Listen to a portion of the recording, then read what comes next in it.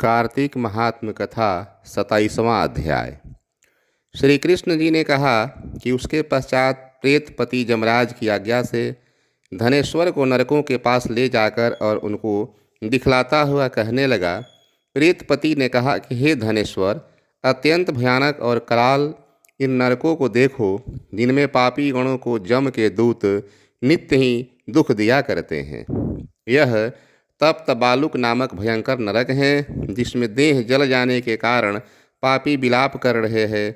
बलि वैश्वदेव करने के पश्चात भोजन के समय जो प्राणी भूखे अभ्यागतों को भोजन नहीं देते हैं, वे मरने पर इनमें अपने कर्तव्यों द्वारा बारंबार सताए जाते हैं। जो प्राणी गुरु, अग्नि, ब्राह्मण, गौ, वेद, राजा इनको लात मारते हैं, उनके भी पैर इस गर्म बालू में जलाए जाते हैं। ये 6 प्रकार के नरक अतिशय पापों को करने से मिलते हैं। देखो, यह दूसरा अंधका मिश्र नामक नरक है। हे ब्राह्मण, देखो, सुई की नाई मुख वाले तमोतकी नामक कीड़े इन पापियों को काटते हैं। ये भी श्वान, गीध आदि पक्षियों के भेद से 6 प्रकार के हैं। इनमें दूसरे के चित्त को दुखित करने वाले पापी जन गिराए जाते हैं।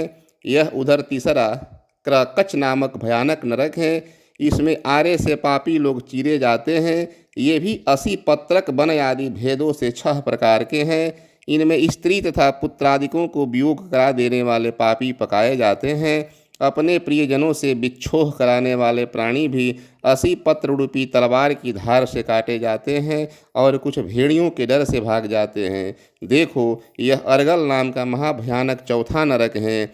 इसमें पापी लोग इधर उधर चिल्लाते हुए भागते हैं। इधर अनेक प्रकार की फांसियों से यमदूत पापियों को बांधते हैं।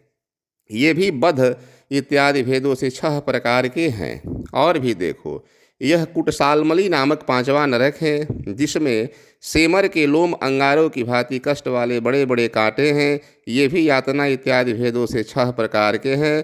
पर स्त्री किसी से विरोध तथा परद्रव्य की चोरी में लगे हुए पापी इसमें पकाए जाते हैं।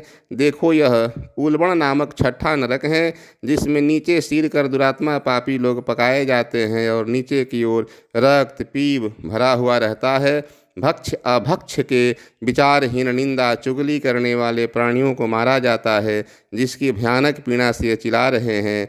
दुर्गंध आदि भेद से ये भी 6 प्रकार के हैं। और 7वां कुंभीपाक नरक है, जिसका दर्शन बहुत ही भयानक है। हे धनेश्वर, देखो, तैल आदि द्रव्यों से ये भी 6 प्रकार के हैं। इनमें महापातकी लोगों को जमदूत गण पकाते हैं। इनमें हजारों वर्ष पर्यंत यम यातना भोगनी पड़ती हैं। यही 42 रौरव नरक हैं, जिनको तुमने देखा है। इच्छा रहित जो पाप किए जाते हैं वे सूखे, और इच्छापूर्वक जो पाप किए जाते हैं वे पाप आर्द्र कहे जाते हैं। इस प्रकार शुष्क तथा आर्द्र भेदों से पाप 2 प्रकार के होते हैं। इनके अलावा और भी पृथक पृथक 84 प्रकार के पाप हैं। अप्रकीर्ण, पांक्तेय, मलिनीकरण, जाति भ्रंशकरण, उपपाप, अतिपाप, महापाप, ये 7 तरह के पातक हैं। जो जीव जैसा कर्म करता है वह इन 7 नरकों में अपने पाप कर्म से पकाया जाता है।